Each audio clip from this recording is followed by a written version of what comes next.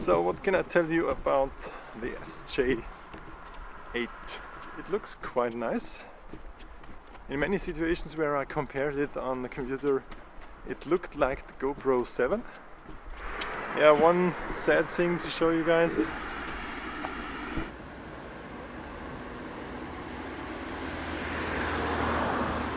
You've just seen that my test subject here on the way, the old villa, is gone. So they flattened it to build new homes here. I find it interesting that the SJ8 has less bitrate but looks better than its predecessor. The SJ7 had 60 megabits of data rate, the 8 has 40. Well, it is in H264. I can show you here an example of the 3 stages. SJ7 ugly artifacts, SJ8 looking better, Gopro7 looking just good. I mean, it's not 100% as sharp, but they maybe want it this way because sharpness always looks like a stuttering image.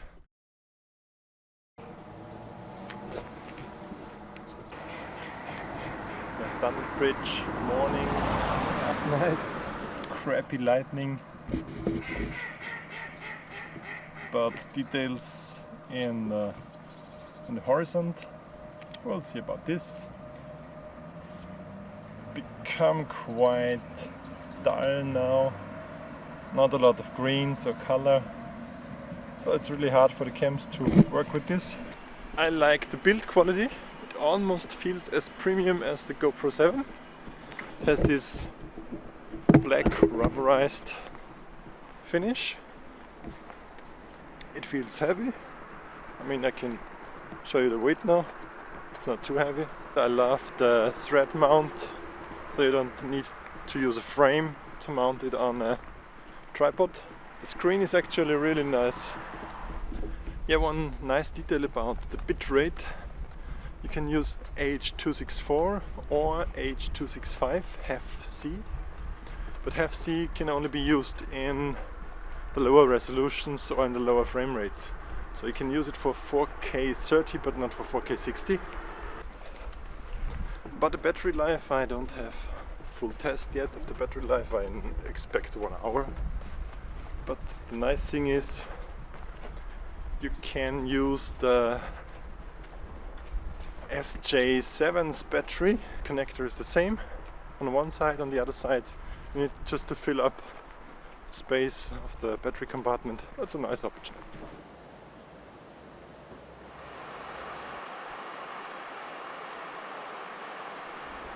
Okay, so like in most of my reviews, I like to take a shot here on the river's bridge. It features a lot of detail in the background. Looks great on the display. So while we're here, we test the very low resolution 720p but 240 frames slow motion mode, about its sharpness. With them birds. And now test the 1080p with 120 frames. Might be the better quality, not so much slow motion mode. Well, and I feel like I should change the sunlight to something a bit better. Okay, it's definitely better now. Check out the sharpness of the tracks. Okay, right now I just want to know if using the stabilizer decreases sharpness. So this is without gyro stabilizer, 4K 30, and now we have the stabilizer turned on.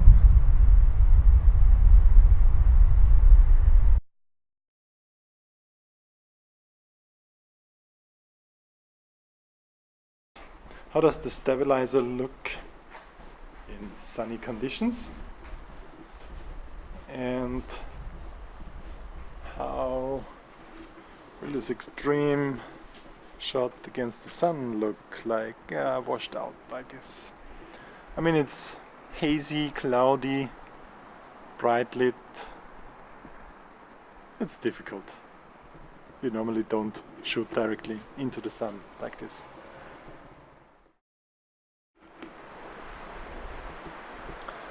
Okay, let's capture some midday river scenery.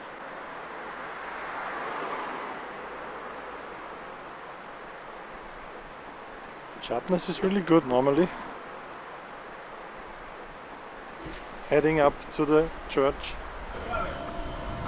So these steps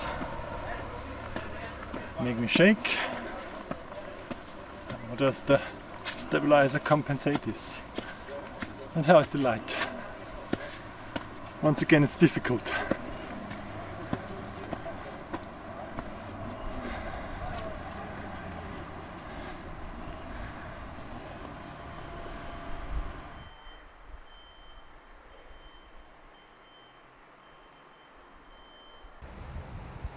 Pretty challenging, wide dynamic range.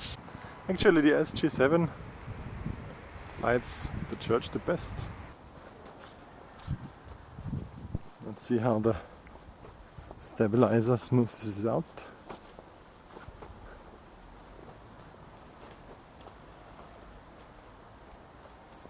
And the city shot.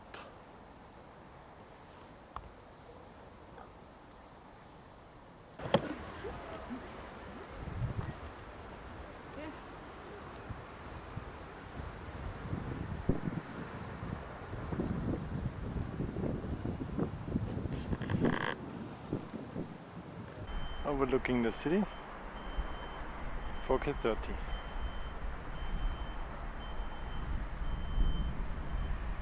Okay, so let's make it a comparison between 4K 30 versus 4K 60 without stabilizer. Do we see any kind of difference in sharpness? I mean, we should have enough light. So, do you see any difference between 30 and 60 frames here? Yeah, we get some beautiful contrast and sharpness example in the leafless tree branches.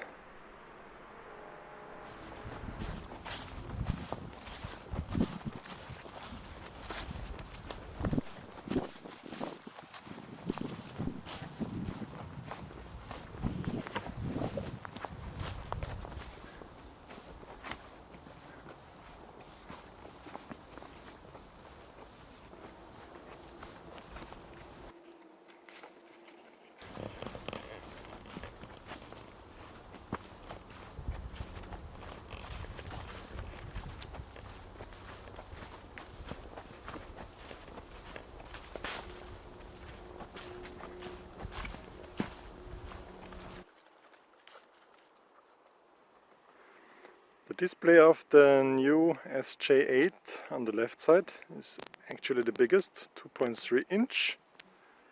Also the colors are quite natural. The SJ7 in the center is smaller and blue, and the GoPro the most responsive one.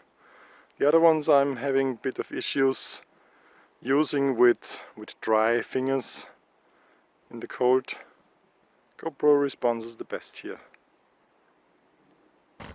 This is just a crypt for one family. I think long faded.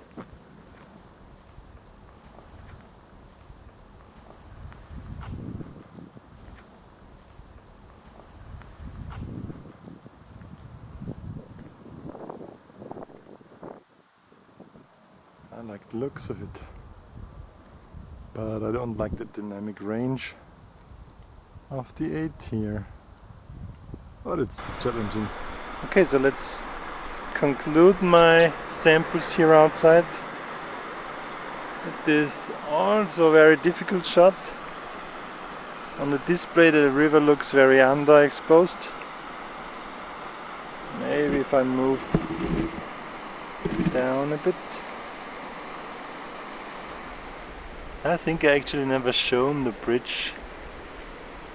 The bridge is nice as well.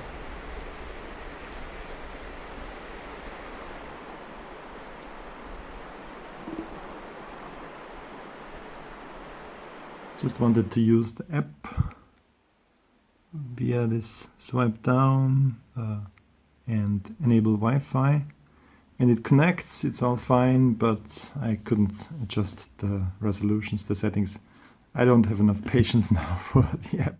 By the way, during the testing of the SJ, I ran out of charged larger batteries for this quad. I used a nice method of storage charging these mini quad batteries. I mean, those are 1800s, but they were fully charged, they are pretty new.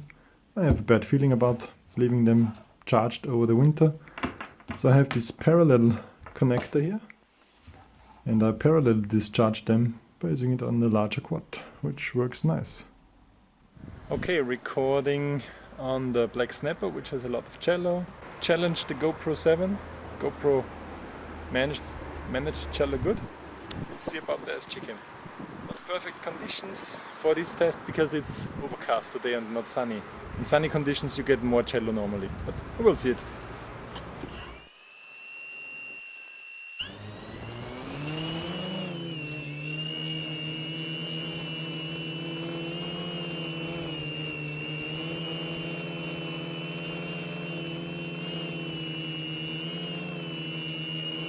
Okay, this is 4K 30 with the gyro on. Let's see if it's a difference. It's gusty today as well.